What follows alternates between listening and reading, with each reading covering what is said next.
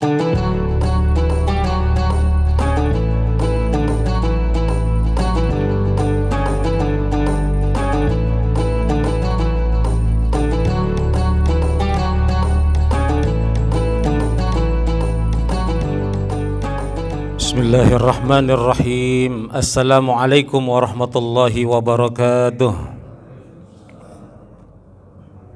Innal hamdalillah nahmaduhu wa nasta'inuhu wa nastaghfiruh wa na'udzu billahi min shururi anfusina wa min sayyiati a'malina. Man yahdihillahu fala mudilla lahu wa man yudlilhu fala hadiyalah. Asyhadu an la ilaha illallah wahdahu la syarika lah wa asyhadu anna sayyidina wa nabiyyana Muhammadan abduhu wa rasuluhu la nabiyya ba'dah. Subhanaka la ilma lana illa ma 'allamtana innaka antal alimul hakim wa tub 'alaina innaka antat tawwabur rahim. Rabbi shrah li sadri wa yassir li amri wahlul 'uqdatam min lisani yafqahu qawli. Allahumma faqihna fid din wa 'allimna at-ta'wil. Amin amin ya rabbal alamin.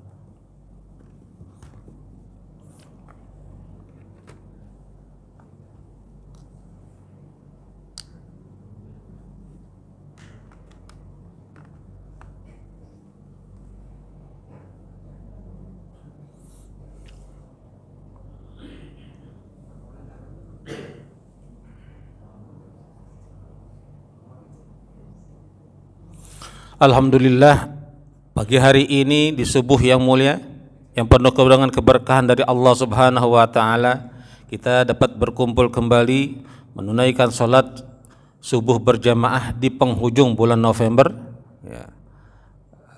Besok sudah bulan terakhir ya. Mudah-mudahan walaupun di akhir bulan tapi isi dompetnya enggak akhir bulan. Mudah-mudahan kita juga senantiasa dalam nikmat iman, nikmat Islam, niat sehat wal afiah, jasmani dan rohani, dalam iman, dalam takwa kepada Allah Subhanahu wa taala, yang Allah memang berfirman, tiada lain tiada bukan maksud tujuan Allah menciptakan jin dan manusia adalah untuk beribadah mengabdi kepada Allah semata. Mudah-mudahan ini juga bagian dari wujud rasa syukur dan pengabdian kita kepada Allah Subhanahu wa taala, dan kita bermohon kepada Allah agar Allah menganugerahkan kita istiqomah sampai sakaratul maut menjemput kita sehingga kita diwafatkan oleh Allah dalam keadaan husnul khatimah. Amin amin ya rabbal alamin. Kita sambil lanjutin ya. Ya. Sebelum masuk tema pada pagi hari ini di luar jadwal biasa, ini Sabtu kelima kajian kita, kajian tematik mengenai kriteria aliran sesat menurut Majelis Ulama Indonesia. Jadi nanti kita bicara kriteria aliran atau paham sesat menurut MUI, bukan menurut siapa-siapa gitu, tapi menurut Majelis Ulama Indonesia yang sudah ditetapkan dalam keputusan Majelis Ulama Indonesia.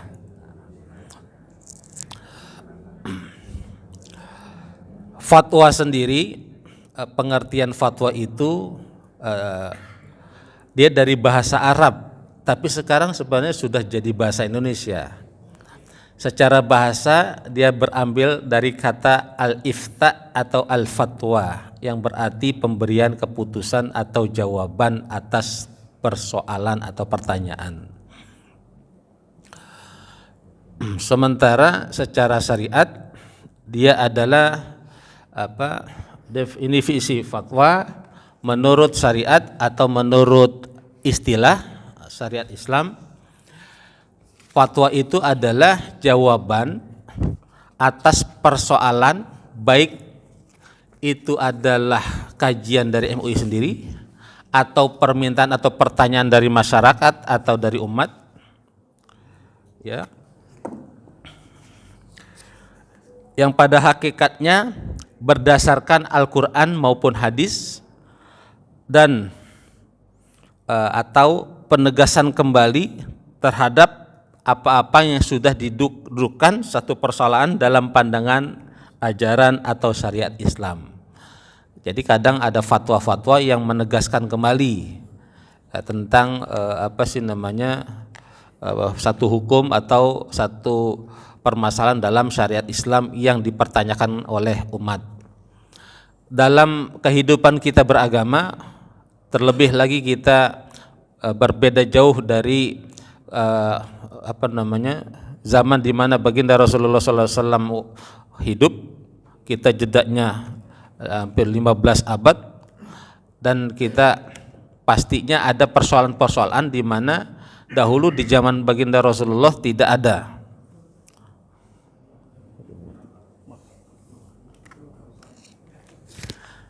Dan kemudian banyak muncul persoalan-persoalan di tengah-tengah umat yang mesti atau mendapat jawaban respon dari Majelis Ulama Indonesia, terutama tentang aliran-aliran atau paham-paham yang muncul belakangan yang terutama mempengaruhi kehidupan beragama dan membuat resah di tengah-tengah umat Islam.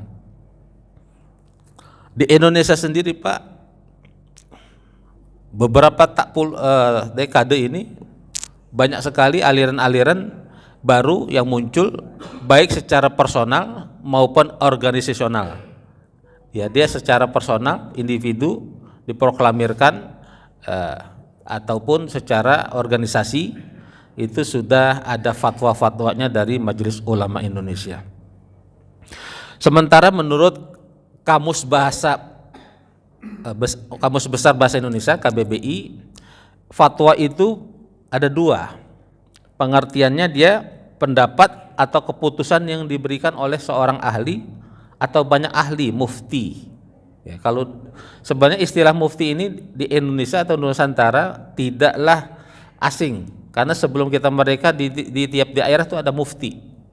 Di Sumatera dulu ada mufti, di Aceh ada mufti, ya di Jakarta ada mufti, dan jadi yang orang-orang alim, orang-orang ulama yang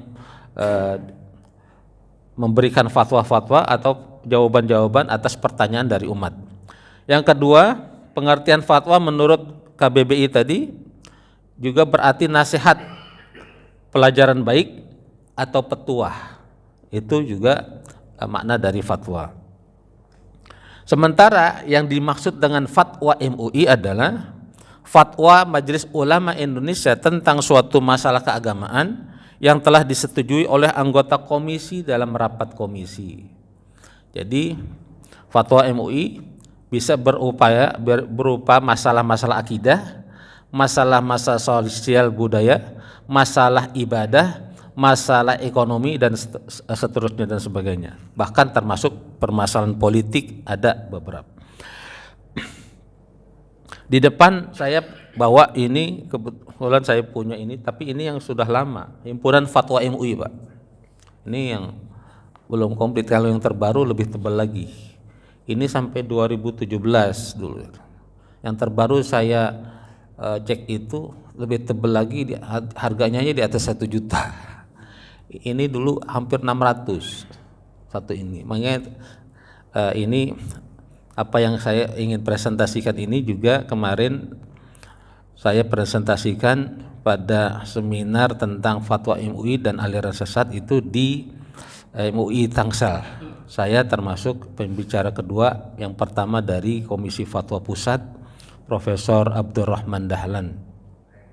Jadi saya sampaikan lagi, saya tawarkan ada 2 judul di sini, tapi ternyata ini yang dipilih. Jadi awal bulan kemarin tanggal 7 November saya juga memberikan ini di depan seluruh pengurus MUI se-Tangsel dan beberapa ormas Islam di Tangerang Selatan. Fatwa-fatwa MUI diantaranya tentang aliran sesat ini, baik yang baru maupun yang lama, baik yang sifatnya nasional maupun lokal. Tetapi yang kita bicara lebih kepada yang nasional. Yang ada di dalam ini kumpulan fatwa MUI yang MUI pusat, belum yang daerah tidak. Jadi daerah nanti masing-masing punya sendiri. Ternyata sebagaimana kemarin hasil pembicaraan di Tangsel ini belum pernah ngeluarin fatwa. Mungkin insya Allah karena antang-antang aja di Tangsel gitu. Belum pernah MUI itu ngeluarin. Jadi fatwa-fatwanya mengikuti fatwa-fatwa dari MUI pusat. Bagaimana dasar dan kedudukan fatwa baik dalam hukum Islam maupun hukum nasional? Fatwa MUI ya merujuk pada Al-Qur'an. Dia ada di kita menjadi rujukan surah An-Nahl ayat 43. Apa itu bunyinya? A'udzubillahi minasyaitonir. Allah berfirman, "Fas'alu ahla dzikri in kuntum la ta'lamun." Bertanyalah kepada orang-orang yang mengetahui, alim ulama, jika kalian tidak mengetahui. Ini dasar hukum adanya fatwa. Jadi fatwa itu tempat bertanya, ulama tempat bertanya. Kalau kita mau bikin tahu isi yang enak, kita tanya tukang tahu isi, ya kan? Masa kita nanya tukang cendol, kan enggak. Begitu juga makanan yang lain. Kalau kita bicara tentang agama, maka ulama lah yang menjadi rujukan tempat bertanya. Jangan sampai salah. Ulama pun masalahnya di Indonesia gampang orang dipanggil atau disebut ulama atau dipanggil ustadz atau kiai. Kita punya duit, tinggal bikin pesantren lalu pimpin sendiri jadi kiai ente. Itu yang terjadi, nggak seperti dulu. Maka kontrol ini syarat-syaratnya memang terlalu luas dan tidak spesifik, lalu minus kontrol. Banyak panti asuhan, pesantren-pesantren yang tidak ada kontrol, lalu ngaco Pak.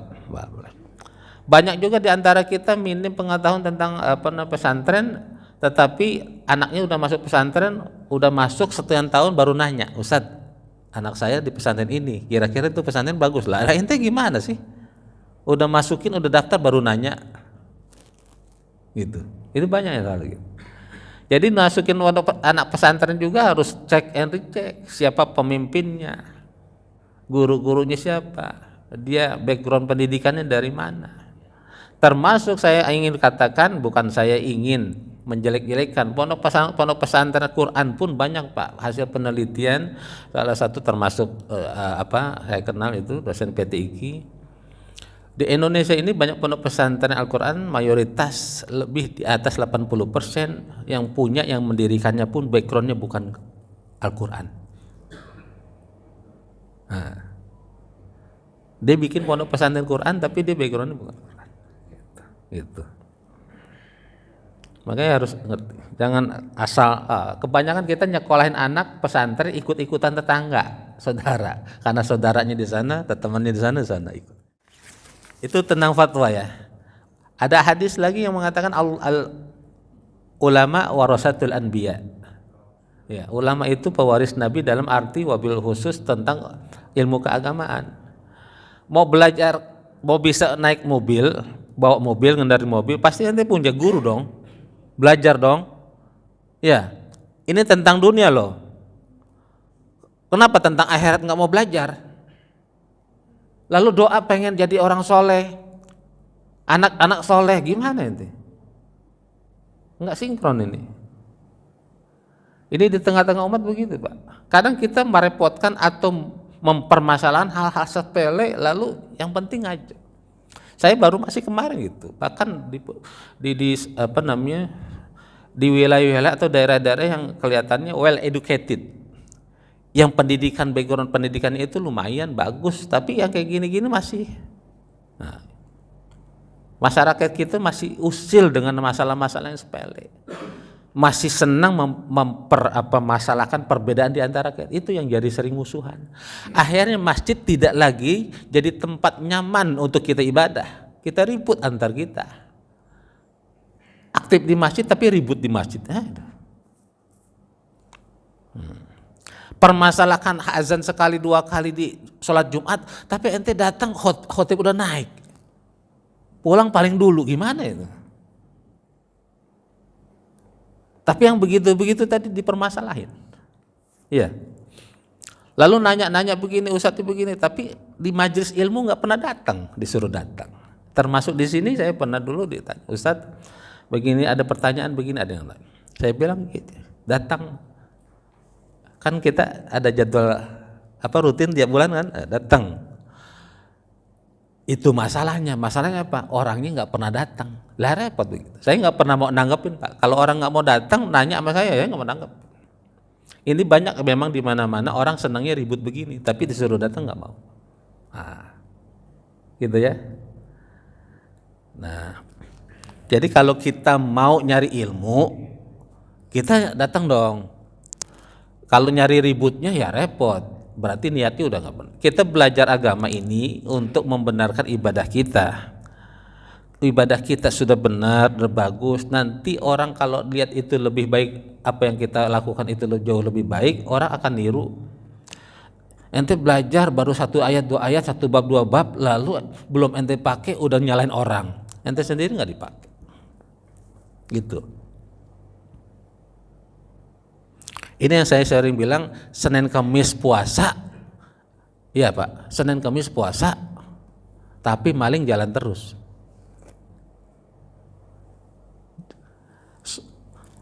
Sholat tarawih di masjid, sholat isya di rumah, gitu. Ini banyak orang gitu. Malah dia belajar katanya dari ilmu, fi sabilillah, tapi nyampe sekolah kuliah tidur, ngantuk. Alasannya lemas, sahurnya semalam jam 2. Emang kenapa? Puasa Senin Kamis. Jadi sering kita menduluakan yang sunnah-sunnah, yang wajib malah kita nggak pahami. Gitu. Kedudukan fatwa MUI dalam hukum nasional ternyata memang lemah Pak.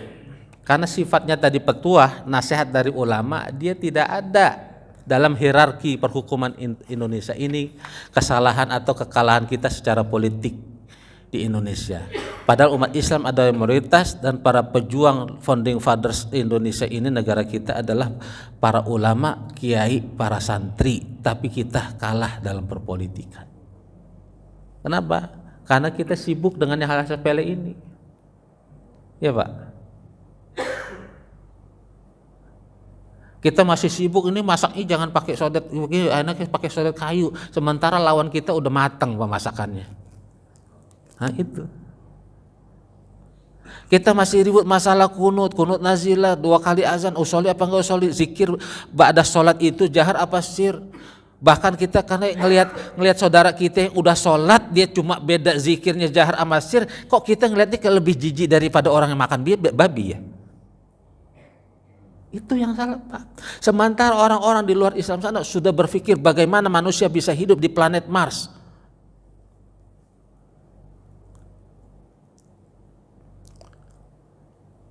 Kan kuntum khaira ummah, kalian ini dikeluarkan oleh Allah, kata Allah itu sebagai umat terbaik. Umat terbaik kok begini? Sesama umat Islam yang sudah sama-sama kita bersyahadah la ilaha illallah Muhammadur Rasulullah, kok ente masih gampang memudahkan sesat, mengkafirkan, memusyrikkan saudara. Padahal kata Nabi, siapa orang yang mengkafirkan orang muslim, yang mengkafirkan orang mukmin lainnya, sesungguhnya dialah yang telah kafir. Hati-hati. Nah itu. Jadi menurut pasal 7 ayat 1 UUD Undang-Undang nomor 12 tahun 2011, hierarki hukum nasional ada pertama, ada 6 Pak, UUD 45. Kedua TAP MPR, ketiga UU Undang-Undang atau penggantinya peraturan pengganti undang-undang Perpu. Keempat adalah PP peraturan pemerintah. Kelima Perpres keputusan presiden. Terakhir ada Perda, baik tingkat provinsi, kabupaten maupun kota. Nggak ada fatwa. Maka fatwa sifatnya masukan. Ada fatwa sekian banyak fatwa MUI, ada yang diakomodir oleh pemerintah, tapi ada juga yang tidak. Nah, ini jadi lemahnya di sini hukum nasional. Maka nanti kita ini akan berimbas kepada implikasi atau implementasi fatwa-fatwa MUI di nasional. Jadi banyak orang yang nggak paham gini. Termasuk saya dulu Pak, tukang pengkritik MUI, tapi nggak taunya diminta jadi pengurus MUI. Padahal saya berat, saya belum bisa masih berat disebut ulama.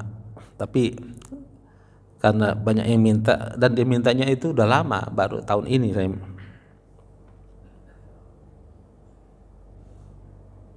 Ya, yang nggak paham itu orang dikit-dikit nyalain ulama, MUI, padahal MUI itu lemahnya di situ. Hierarki hukum nasional itu nggak ada. Apa sih lalu masuk sebabnya kriteria aliran sesat menurut MUI? Ada 10.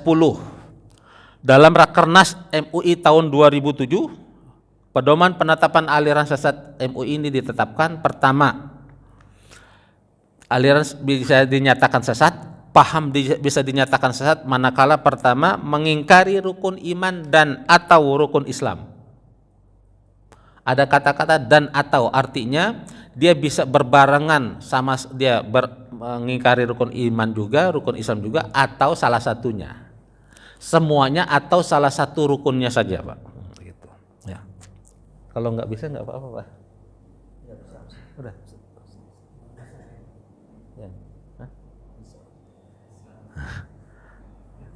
Ya, rukun iman. Hadis dalilnya apa nih? Nah, ini pondasi, Pak. Rukun iman Islam. Hadis Jibril ya. Di sini sudah bahas Arba'in Nawawi? Belum? Lah, lo kiai. Hah? Hadis Arba'in? Yang 43 itu. Walaupun Arba'in artinya 40, tapi sebenarnya nggak 40. Udah selesai? Nah, hadisnya apa? Kitab hadisnya apa ini? Hah? Kitab hadisnya apa? Ada kajian hadis? Kok pada bengong? Hah? Riyadhus Shalihin, ya. Riyadhus Shalihin yang tebalnya, harusnya yang tipis dulu lewatin Arba'in. Kadang kita salahnya gitu, Pak. Udah yang tebal dulu, yang tipis-tipis belum. Lewat lompat. Karena pengen di masjid-masjid kadang tuh pengen keren gitu, kiajian gitu. Aja. Yang tipis-tipisnya belum tebal. Di Arba'in Nawawi itu hadis ketiga kalau nggak salah, kedua atau ketiga. Hadis Jibril biasanya dikenal dari Umar bin Khattab. Bainama nahnu julusun, kata Umar bin Khattab, ketika kami sama-sama sedang duduk-duduk dengan baginda Rasulullah, tahu-tahu datang orang serba putih pakaiannya, ganteng cerah, tapi kami nggak melihat dia tuh bekas jalan dari jauhan, nggak ada kelelahan. Lalu bertanya kepada Nabi, ya, tentang iman, tentang Islam, tentang ihsan. Yang terakhir apa yang sering lupa? Tentang apa? Hari kiamat. Nah, asratus saah. Itu dalilnya tentang pedoman aliran sesat 10 kriteria. Jadi siapa orang, baik dia berkelompok atau seorang individu, dia mengingkari salah satu rukun iman, salah satu rukun Islam, atau keduanya, maka dia di luar Islam, sesat. Itu paten tuh dari MUI. Bahkan ini sudah ittifaq ulama, bukan MUI Indonesia aja, udah ulama Indonesia aja. Jadi Bapak kalau ada guru dipanggil ustadz lah, mau 25 tahun di Mesir, hafal Quran, tapi dia sudah yang kedua, ya saya taruhin sambil meyakini atau mengikuti akidah yang tidak sesuai dengan dalil syar'i. Dalam Islam itu ada masalah usul, ada masalah furu', ada masalah yang pokok, ada yang masalah cabang. Apa contohnya? Sholat subuh itu 2 rakaat, usul, pokok itu. Siapa yang ngurangin jadi 1, atau kayaknya subuh ini kita lagi segar-segarnya, tambahlah 1 rakaat. Nah, biar katanya hafal Quran, 13 tahun di Mesir, 15 tahun di Madinah, sesat, Pak. Enggak bisa ibadah tuh, ini yang dimaksud bid'ah, sesat nih. Ya. Paten tambah-tambah. Salat itu kata Nabi, "Shollu kama ra'aitumuni usolli." Salatlah kalian sebagaimana kalian melihat aku salat. Artinya gerakannya, cara bacanya. Lalu ada yang nambah-nambahin, Pak. ada tepuk tangan lah. Nah, ini nggak ada, ngaco, sesat. Dan bacaannya seluruhnya dari takbiratul ihram sampai salam. Ya. Tadi sampai mana? Ya. Ya. Salat misalnya itu dari takbiratul ihram sampai salam bahasa Arab.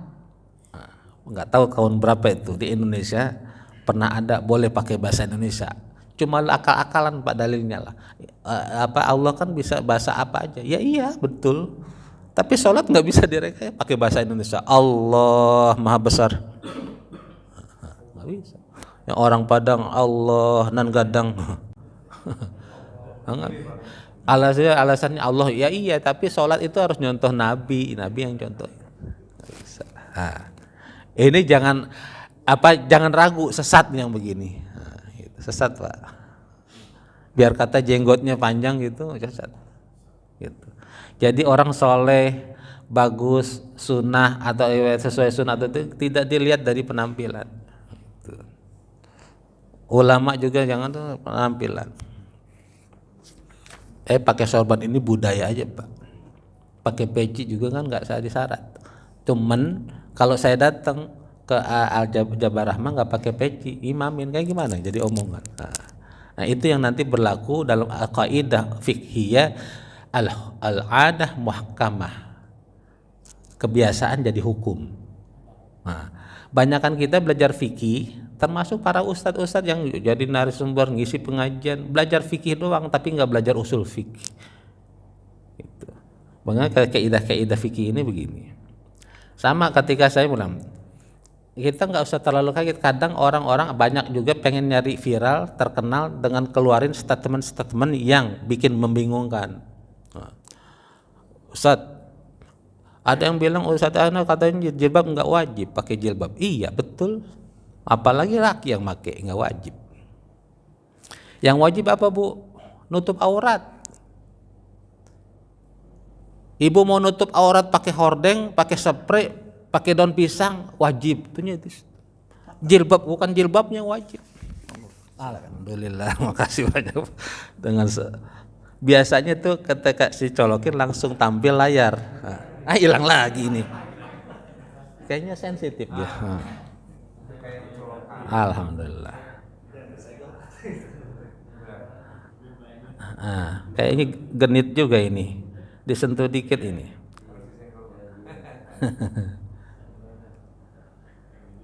Ini tadi udah ya. Kita lompat aja. Ini apa ya?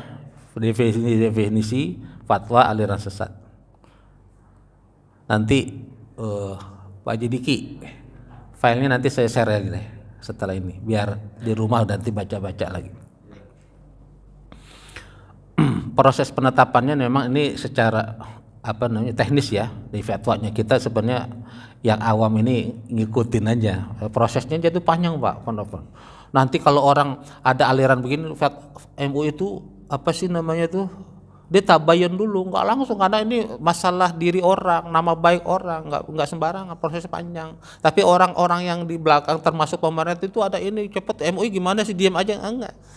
Emang MUI tiap bergerak itu ngomong, itu lama tabayun dulu. Itu Mama Gufron Pak diundang ke MUI, tabayun, udah mengakui salah, taubat, balik ke kampung lagi, keluar lagi, ini stres juga orang. Nah begitu, itu. Kita kayu. Prosesnya panjang. Ya karena ini untuk menetapkan, lalu nanti komisi umum rapat dulu, dalil-dalilnya apa gitu, enggak. Ini tadi kedudukan hukumnya, fatwa. Nah ini aliran sesat kita sampai sini tadi. Meyakini dan atau mengikuti akidah yang tidak sesuai dengan dalil syar'i tadi. Yang ketiga, tadi saya lanjutin aja ya. Ada masalah usul dan ada furu'. Furu' itu cabang. Salat subuh 2 rakaat paten, usul, masalah pokok tuh. Salat itu pakai bahasa Arab. Salat subuh ya sekitar tadi 4:30 ya, jam 4:10. Jangan salat subuh jam 8 pagi, ente salat duha itu. Ada orang anak saya sekarang alhamdulillah Pak Ustadz udah rajin salat, iya. Sholat duha jam 8 udah sholat duha. Oh ya, tapi saya bingung dia kok pakai kunut ya. Itu sholat subuh kesiangan, Bu. Sholat subuhnya kesiangan, bukan sholat duha pakai kunut. Mas ya, tapi kalau sholat subuh pakai kunut atau tidak, ada perdebatan ulama, bukan sekarang aja Pak, dari dulu. Dia sunnah apa tidak, dalilnya kuat atau tidak. Ada yang mengatakan dalilnya itu kuat, ada yang mengatakan itu perdebatan ulama. Kita mau ikut yang mana? Enggak usah saling menyesatkan, enggak usah saling lebih sunnah dari yang lain, tidak. Maka berlaku kaidah fikhiyah namanya al-ijtihad la yanqudu atau la yanqudu bil istihad. Istihad yang satu walaupun dia Imam Malik, Imam Syafi'i derajatnya sama.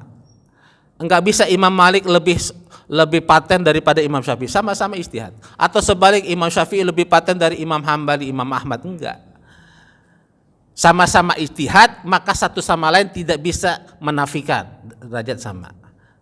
Karena ini sifatnya zon, ini juga sifatnya zon, enggak ada yang mutlak. Paham Pak? Maka kalau ente ngaji ada ustadz yang ini ustadznya salah, enggak belajar kaidah fikhiyah. Al istihad la yunqadu bil istihad. Istihad yang satu tidak bisa mengalahkan istihad yang lain, sama derajat. Itu zon. Ada dalil, kita pernah bahas kan tentang hadis isbal yang mengatakan isbal harus begitu, tapi ada juga hadis lalu ditanya sama Abu Bakar, ya Rasulullah sesungguhnya kalau aku pakai gamis selalu di bawah mata kaki, tapi aku nggak pernah sombong. Iya, memang engkau itu tidak berlaku. Artinya bukan hanya Abu Bakar, ada orang-orang pertama yang dia kalaupun menjulurkan kakinya dia nggak di atas mata kaki, bukan berarti langsung dituduh dia tidak sunnah atau sombong. Tapi sejatinya sombongan itu ada di hati, Pak. Ente pakai isbal di atas ini, tapi naik mobil jalan ente sombong banget. Sama aja. Jadi orang sombong tuh macam-macam. Ada aja yang miskin aja sombong, ada sombong. Miskin, jelek, sombong lagi. Apa yang disombongin? Yang ketiga, kriteria aliran sesat menurut MUI meyakini turunnya wahyu setelah Al-Quran. Nah, kalau musodik bertapa di Gunung Bunder sekian malam, tahu-tahu katanya dibisikin dapat wahyu, wah malaikat Jibril. Ente taunya dia malaikat Jibril dari mana? Iya kan? Langsung ulang, oh, saya dapat wahyu. Itu berarti saya nabi terakhir. Ngaco. Jangan ada yang sini ya. Jangan ya Dek, katanya.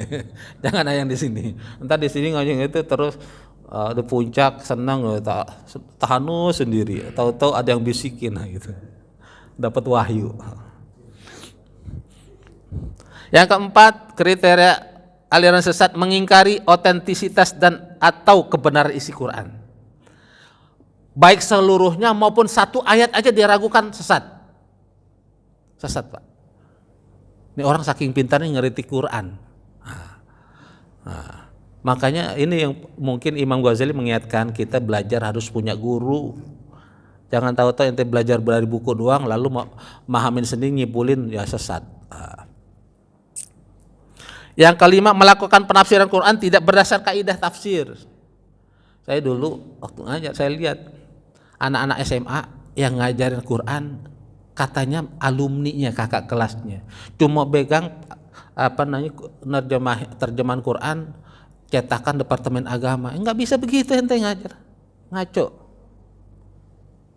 Nanti ketemu ayat-ayat Quran, ya kan?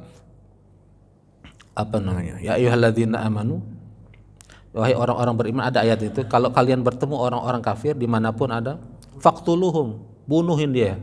Wah itu kalau dijelasin nama dia main bunuh-bunuh aja. Nggak ada. Nanti ada asbabun nuzul, ada munasabah ayat. Jadi ulumul Quran itu banyak Pak. Ada makanya metode ilmu munasabah ayat, keterkaitan antara ayat satu dengan ayat yang lain. Surat yang sebelumnya, surat sesudahnya, sama surat setelahnya apa. Lalu asbabun nuzulnya ada apa enggak. Itu tahu-tahu ujuk-ujuk turun ayat atau ada permasalahan di tengah-tengah sahabat. Itu nanti mempengaruhi istinbat hukum di situ. Enggak bisa menjelaskan langsung. Kalau bisa begitu ngapain kuliah tinggi-tinggi? Belajar Quran. Lanjut ya Pak. Yang keenam, mengingkari kedudukan hadis. Dulu tahun 83. Di Indonesia itu adalah ada orang-orang yang menyebarkan enggak percaya dengan hadis. Dia cuma sumber hukum dalam Islam cuma satu, Quran doang. Dan salah satu tokohnya disebut nih di Fatwa MUI, namanya Irham Suntanto, dia karyawan Unilever.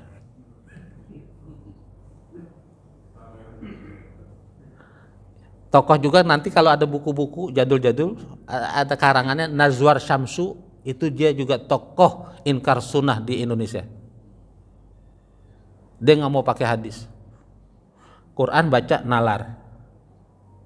Itu. Nah, ini ada fatwa MUI.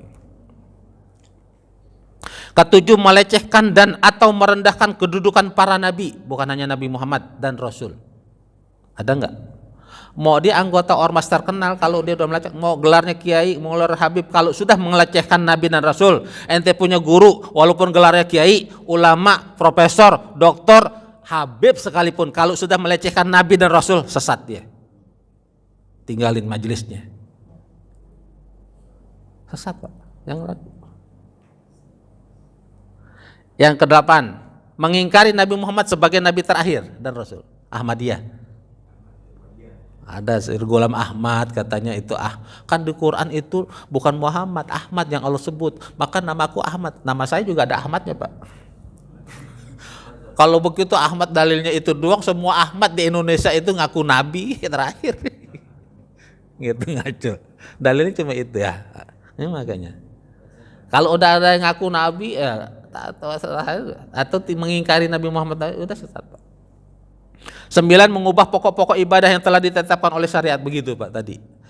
Ada ngajak nih, wah dia punya dalil, pulang dari Mesir 20 tahun, lalu kata bilang sekarang kita sholat enggak usah ngadep kiblat kejauhan Mekah, kita ngadep Monas aja.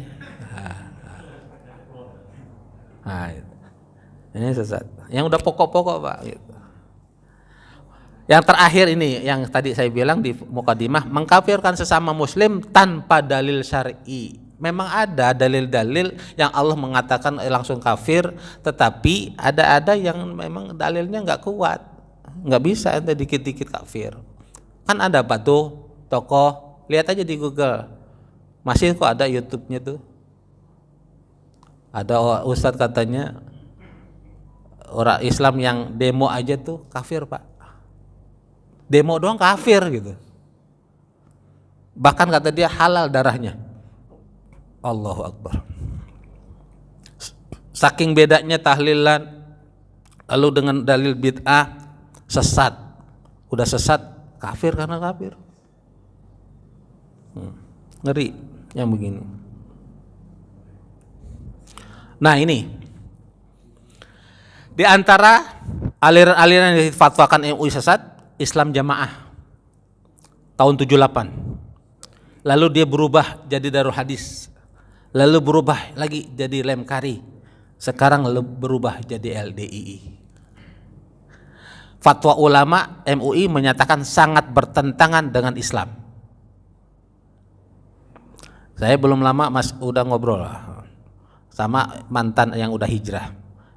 Kalau dibilang sekarang katanya dalam proses istilahnya itu MUI paradigma baru. Dia mengatakan bohong. Itu kan kalau kita sholat di masjid ini dilap lagi dulu gitu. Sekarang kayak gitu emang hilang. Tapi dia mengkafirkan sesama muslim tuh Ustaz, dia bilang nih yang udah hijrah masih sampai sekarang. Bahkan saya keluar 2022, sekarang masih ketakutan. Kenapa diancam? Halal Pak darahnya. Ahmadiyah, Sir Ghulam Ahmad, fatwa MUI tahun 80 sudah mengatakan bertentangan dengan ajaran Islam. Syiah berbeda dengan Ahlus Sunnah wal Jamaah, tapi fatwa MUI itu masih malu-malu. Saya bilang belum tegas, cuma mengatakan saat itu tahun 84 fatwa MUI mengatakan Syiah berbeda dengan Ahlus Sunnah wal Jamaah, sehingga mayoritas umat Islam yang Ahlus Sunnah wal Jamaah diminta meningkatkan kewaspadaan. Cuma begitu, Pak. Kemarin saya bilang, saya sebelum ngisi di MUI itu saya bilang saya keliling-keliling dulu. Alhamdulillah memang secara organisasi di Tangsel tidak ada Syiah, tapi bukan berarti tidak ada penganut Syiah. Karena paham itu ada di kepala, bukan di pakaian. Di Indonesia itu imamnya ya udah meninggal, Jalaluddin Rahmat. Waktu saya masih mahasiswa, saya masih karena gitu, buku-bukunya saya seminar ikut. Lalu ditembak tuh salah satu tokoh, apakah dia, walaupun dia nggak ngakuin orang Syiah, bisa kita lihat dari tulisannya, pemikirannya, omongan-omongannya, atau ketika dia membahas agama, itu kita bisa. Nah tadi yang ingkar sunnah ini, yang tadi Irham itu saya cari di Google fotonya nggak ada, nggak ketemu. Nazwar Sampu, akhirnya saya nggak pakai gambarnya. Tahun 94 sudah dinyatakan sesat, menyesatkan dan di luar Islam. Nauzubillah kalau di sini ada yang ingkar sunnah, bertaubatlah.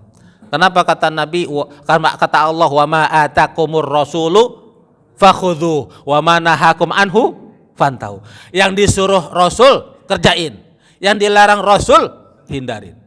Artinya apa? Kita juga Nabi, hadis Nabi itu harus jadi sumber hukum Islam. Kalau ada ingkar sunnah bertentang. Darul Arqam pernah dengar? Ini dari Malaysia. Namanya siapa nih tokonya? Asy'ari Muhammad. Mereka menyebutnya Abu ya. Nah disinyalir tuh bapaknya Halilintar pernah atau nggak tahu masih itu termasuk yang masuk dalam hal ini. Gitu. Tahun 94 sudah dinyatakan di Indonesia menyimpang dari akidah Islamiyah. Di Malaysia lebih dulu Pak, tahun 80-an kalau nggak salah sudah dinyatakan dilarang. Darul Arqam. Di antaranya dia mengakui dia sebagai pendamping Imam Mahdi. Nah kalau Imam Mahdinya udah ada sampai meninggal Islam masih gini-gini aja berarti nggak terbukti dia Imam Mahdi, ya kan? Ini siapa? Liamuddin. Apa alirannya? Salamullah. Dulu dia tukang kembang. Nah, lalu dia ini gitu. Tetapi saya baca juga ada kronologinya. Dia termasuk dulu ngefan sama almarhum Kiai Hazainuddin MZ dan Kiai Nur Iskandar SQ. Lalu dia bikin satu yayasan dengan juga Anton Medan, 3 yayasan At-Taibin. Lalu dia merasa kecewa, lalu bikin dah pengajian Salamullah di rumahnya. Lama-lama bang ya itu. Awalnya begitu. Dia ngaku dulu dapat wahyu, ketemu malaikat Jibril, lalu dia ngaku Imam Mahdi, Nabi Isa, dan macam-macam. Akhirnya ngaku malaikat Jibril. Di Indonesia ya aneh Pak, heboh. Itu kan heboh waktu itu kan, malaikat Jibril ditangkap polisi.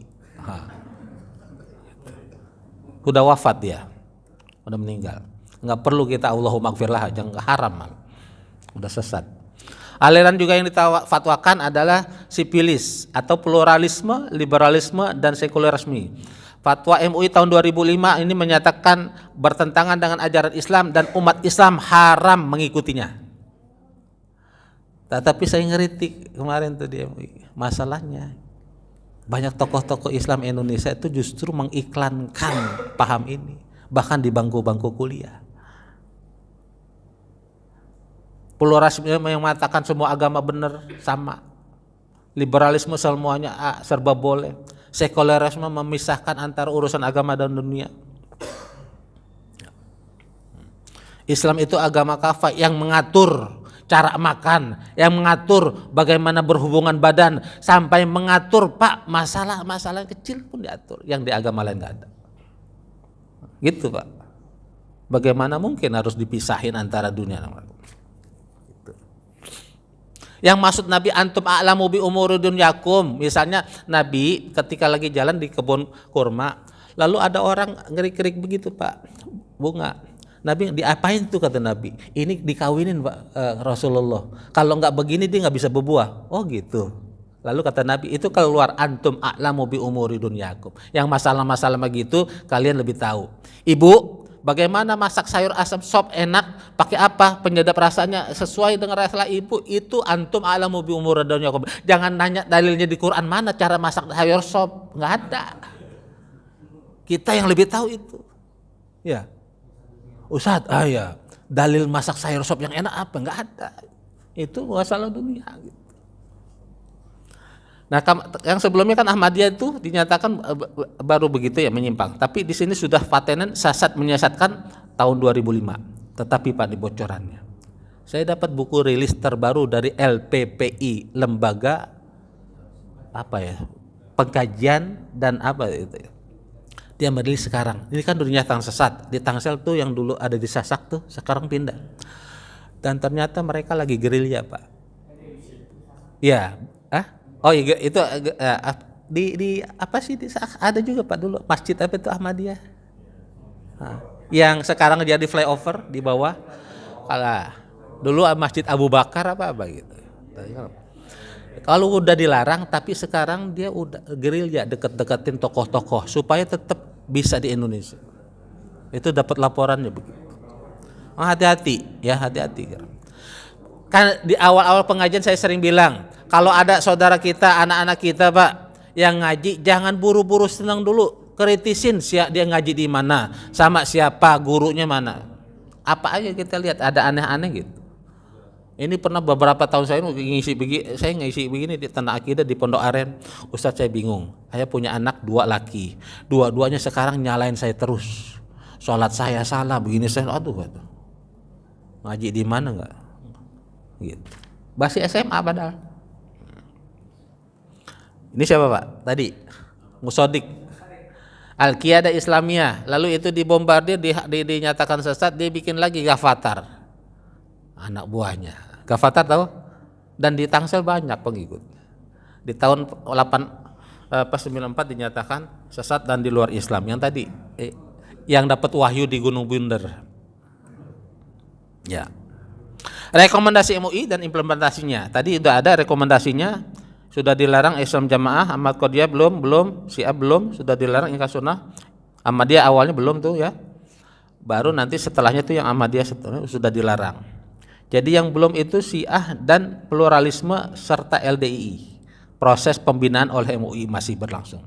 MUI masih belum bisa menyatakan dia bebas menjadi aliran sesat karena masih dalam pemantauan. Dan di antara di Tangsel tuh banyak kuat. Nah, cuan bos. Ya. Yang besar itu dapat di Tangsel itu di depan UT.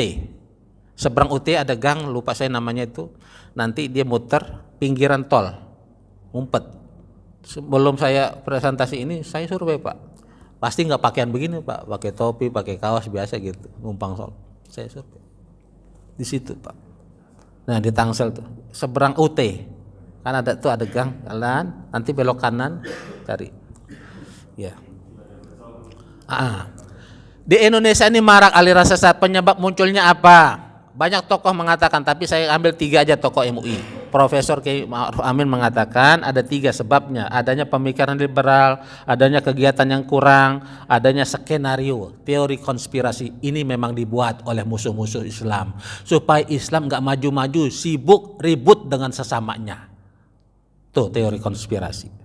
Yang kedua, menurut almarhum Profesor Yunahar Ilyas, ini tokoh Muhammadiyah, beliau mengatakan ada 2 poin yang utama, adanya kepentingan ekonomi, karena rata-rata ujung-ujung duit. LDI itu tuh ada 1/10 wajib setoran, termasuk tadi Darul Arqam, termasuk yang Zaitun, rata-rata ujung-ujungnya. Yang kaya ya tokoh-tokohnya Pak. Ya ada yang LDI itu katanya tokoh-tokohnya udah punya berapa Harley gitu Pak. Iya pengikutnya mah begitu-gitu aja dah. Tukang gorengan apa mah. Lemahnya pembinaan agama. Yang juga Profesor Utang Ronoya, beliau juga ketua MUI, akidah umat yang rentan. Ya akidah umat rentan. Ya rentan Pak. Mobil kada aja rentan, udah mantap banget serangan Fajar berubah. Nah, itu rentan bukan hanya karena miskin, kadal fakru an yakuna kufron. Seringkali orang fakir miskin gampang dikafirin. Yang kedua, tidak sampainya ajaran agama, syiar agama. Nah, analisis sosiologisnya rata-rata mereka orang-orang terpinggirkan, termarginalkan, lalu kumpul bareng bikin kekuatan. Lalu ada yang menonjol, lalu dia jadi pemimpin. Psikologisnya rata-rata ini ada juga orang stres. Ada post power syndrome, dulu pejabat udah hormatin, lalu sekarang tahu-tahu hilang. ya enggak? Lalu bikin perkumpulan, nguasai ini jadi pemimpin, bikin ormas, bikin apa gitu. Implementasi fatwa MUI, kedudukan MUI memang lemah. Nih, pertama kendalanya kedudukan fatwa MUI lemah. Kedua, ancaman hukumannya terlalu rendah di Indonesia. 2 tahun, 5 tahun, tapi rata-rata setahun udah keluar. Itu pun kalau benar-benar setahun, 8 bulan udah keluar. Lalu kendalanya lambatnya respon dan tindak lanjut dari pemerintah. Keempat, adanya pihak-pihak yang membela aliran sesat atas nama hak asasi manusia dan kebebasan berpendapat. Ini ya. Kadang yang membela itu dari umat Islam sendiri. Peluangnya tapi ada kendala, ada peluang juga Pak. Umat Islam sebagai warga negara mayoritas, itu peluangnya. Kita boleh dong meminta pemerintah ini gimana nih? Harus diurus. Kedua, para pejuang tadi, founding fathers, banyak kan orang Islam, ulama. Ketiga, peluang ketiga adalah hukum Islam sebagai salah satu sumber hukum yang berlaku di Indonesia. Hukum di Indonesia diterapkan itu bersumber dari 3 hukum. Hukum adat, hukum kolonial, peninggalan Belanda, atau yang ketiga adalah hukum Islam. Peluang 4, sudah banyak syariat Islam yang sudah dijadikan undang-undang. Ada undang-undang zakat, ada undang-undang haji, macam-macam. Nah, maka saya kemarin itu salah satu masukan saya bagaimana ada undang-undang tentang aliran sesat. Sekali-kali agak siang lah Pak ini juga. Pengaruhnya kalau diimplementasikan pasti menghilangkan kecurigaan sesama umat Islam. Kedua, terciptanya ketenangan dan kedamaian. Ketiga, menghindari konflik. Keempat, terjadinya kerukunan. Ya jangan sibuk ribut. Itu sama Pak. Gitu. Nanti di bab-bab yang lain kita bisa bahas aliran yang dalam sorotan. Selain yang tadi, ada aliran-aliran di sorotan. LDII, Ahmadiyah tadi, karena yang tadi saya bilang pluralisme agama, Ma'had Az-Zaitun yang sampai sekarang tokohnya doang Pak, tapi Ma'had Az-Zaitunnya belum ada fatwanya. Sama Salafi Wahabi. Salafi Wahabi ini sebenarnya lebih di Indonesia itu ke tokohnya. Ada tokoh-tokoh yang sangat ini Pak, meresahkan. Yang tadi saya bilang, ada yang mengatakan bahkan menantang gitu, menantang, ayo datang kalau gini. Mencap para pejuang Hamas itu Syiah, ujung-ujungnya orang Israel sendiri. Jadi Hamas itu orang Israel sendiri yang bikin. Ini fitnah-fitnah begini kan harus dibuktikan sesama umat. Menghalalkan darah orang, masa orang Islam demo doang Mbak. Nah, ini jadi ngeri kalau kita cuma berbeda pendapat masalah furu'iyah lalu dibawa-bawanya syirik, kafir, sesat, lalu halal darahnya. Maka kalau di kajian akidah harusnya dibahas masalah tahlil dalam Ahlus Sunnah wal Jamaah, masalah apa sih namanya itu wasilah, perantara, tawasulan, tabarukan, itu nggak ada kaitannya dengan akidah. Itu masalah fikih. Ada yang mengatakan itu nggak boleh, ada yang bilang boleh. Ada yang itu sunnah, ada yang bilang nggak ada sunnah. Itu aja. Jangan dibawa masalah akidah. Itu. Kalau masalah akidah lain lagi. Ini terakhir efektivitas fatwa MUI. Saya pakai metode praktek kedokteran. Lalu kalau kita ke dokter, kita ditanya-tanya sama dokter, punya keluhan apa Pak? Apa yang dikeluhin? Perutnya begini dok, kepala pusing enggak? Itu lagi istilahnya namanya anamnesis. Nah, ini saya untuk dapat begini aja saya harus ini nih, bolak-balik konfirmasi sama dokter. Kebetulan saya punya kenalan dokter. Lalu nanti dari keluhan itu dokter periksa nadanya, senter matanya, senter mulutnya, pemeriksaan. Baru nanti diagnosis, oh Bapak ini. Tapi kalau diagnosisnya perlu lanjut, Bapak suruh cek darah. Benarkah Bapak ini ada apanya tipes apa enggak? Cek darah. Kolesterolnya berapa ini, cek darah. Diagnosis baru muncul. Dokter kalau belum yakin dari hasil pemeriksaan fisik itu belum yakin, disuruh pemeriksaan darah. Darah masih belum kuat juga, Bapak perlu ronsen. Kita cek. Itu dia, baru nanti diagnosis. Ternyata udah paten Pak. Tadinya saya ragu-ragu Bapak punya penyakit, ternyata Bapak punya ini. Hasilnya apa? Nih ronsen. Nih faktanya. Tuh. Baru nanti tata laksana cuma obat oral aja, tablet, puyer apa cukup itu, apa Bapak harus operasi. Itu tata laksana. Nah, kalau mau pakai metode seperti ini, maka fatwa MUI kalau cuma bisa menyesatkan doang, karena ada orang-orang yang terlibat dengan aliran sesat karena masalah perut. Nah, masalah perutnya berarti nggak selesai. Ya tuh. Tadi kan pakar-pakar bilang gitu, di antaranya ekonomi. Sesatnya selesai secara sementara. Tapi pengikut-pengikutnya yang butuh kerjaan itu kayak Musodik tuh. Kenapa banyak pengikutnya? Yang nggak punya motor dibeliin 4 motor, yang nggak punya kerjaan dibeliin, yang belum punya jodoh dicariin jodoh. Nah, ketika dia dilarang, selesai aliran sesat. Tapi yang miskinnya gimana nih? Nah, ini nggak selesai nih dengan fatwa MUI. Maka fatwa MUI harusnya kerjanya secara berkelompok, bekerja sama dengan Basnas, dengan pemerintah yang kayak gini-gini juga harus ditangani. Maksud saya gitu. Demikian, mudah-mudahan bermanfaat. Silakan jika ada yang mau ditanya. Wah, langsung gitu. Tinggi banget tangannya gitu. Waalaikumsalam warahmatullahi.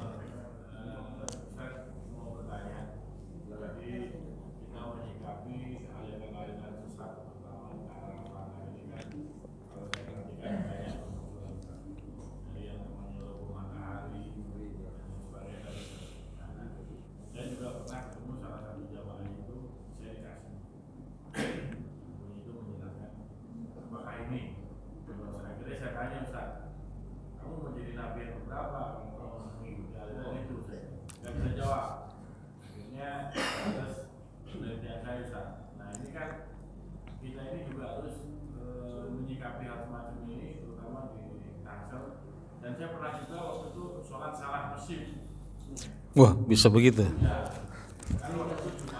Ada yang salah kiblat, ini salah masjid gitu.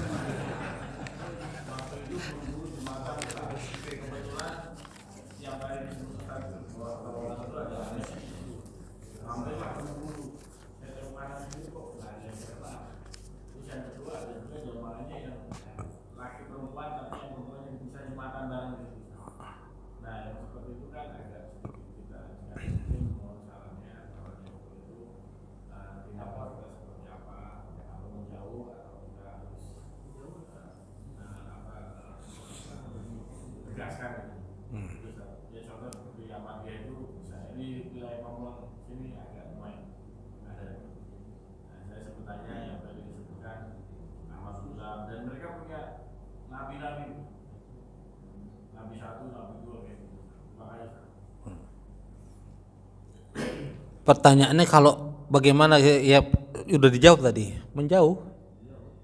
Kedua, kalau kita punya kita dilaporin tentang RT RW, jangan main hakim sendiri.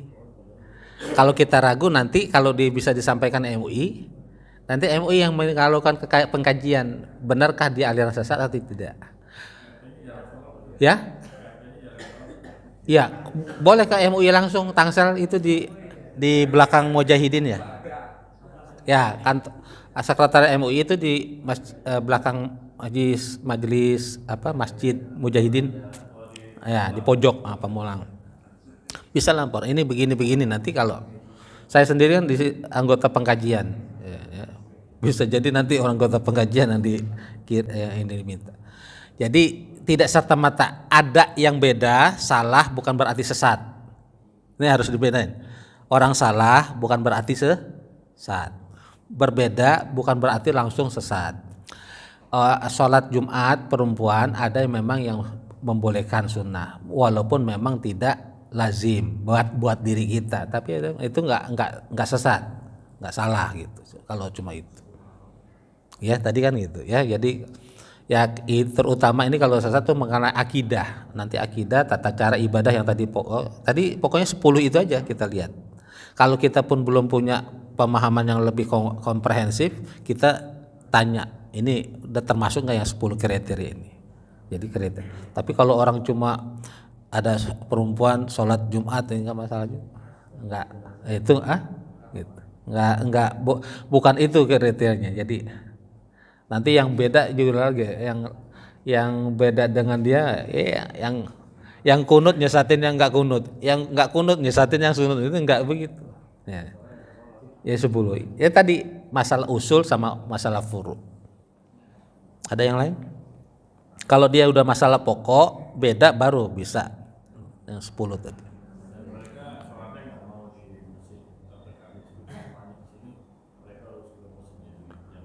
Iya. Itu dengan dakwah tapi nggak bisa dinyatakan sesat juga. Gitu. Jangankan mereka Pak, orang yang dekat Jabar Rahmah banyak yang nggak mau sholat Jabar Rahmah. Ada nggak? Yang tetangga Jabar Rahmah sholat di Jabar Rahmah semua nggak? Nggak ada. Iya, artinya yang nggak mau sholat di sini pun bukan berarti langsung kita labelkan sesat juga nggak. Ya itu dakwah aja. Dakwah itu ya kita ajak apa gitu ya. Mungkin kadang ada yang minder, ada yang malu, ada yang punya problem rumah, kita nggak tahu. Gitu. Itu juga bersinergi sama RT RW enak gitu. RT RW yang dekat masjid juga ikut memakmurkan masjid. Masalahnya seringkali nggak sinkron. Ketua DKM nggak akur sama ketua RT gitu. Ya. Akhirnya RT-nya rame, apa sibuk atau semangat ngurusin 17 Agustusan. Begitu ngurusin agama ya, nggak semangat. Ini harusnya. Alhamdulillah. Ya, ada lagi? Sudah cukup ya? Alhamdulillah cukup. Mudah-mudahan ini nambah wawasan buat pegangan kita, terutama selain buat diri kita, buat anak-anak keturunan kita. Ada 10 poin atau kriteria yang dinyatakan oleh MUI sebagai pegangan aliran atau paham yang bisa dinyatakan sesat. Mudah-mudahan bermanfaat dan buat kita semuanya, mudah-mudahan juga semoga diistiqomahkan oleh Allah dalam iman, Islam dan pemahaman agama yang lurus. Karena kata Nabi, yakunu fi akhir zaman dajjalun kadzabun. Nanti kata Nabi di akhir zaman banyak dajjal pendusta.